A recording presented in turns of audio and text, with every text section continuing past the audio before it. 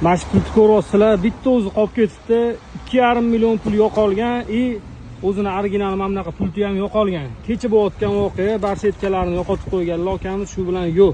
Xo'p, bizni nima qilib berdi u akalar? Shu qizu hozirgi kunda ko'pchilikda bo'layotgan muammo Kia, GM, BYD yani elektromobillarni zapaska pulti yoki o'zini pulti yo'qolsa, mana shu akamiz xudo xolisa pulti yasab beradi, o'qtirib beradi.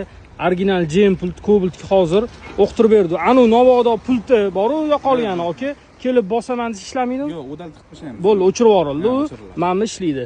Ko'rib turganingizdek akalar, akamizning ishlarini ancha yengillashtirib berdi u.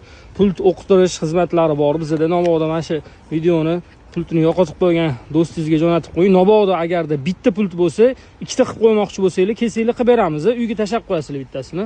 Xullas, akamizning xizmatda programma xizmatlari bo'lsa, murojaat qilaverasizlar.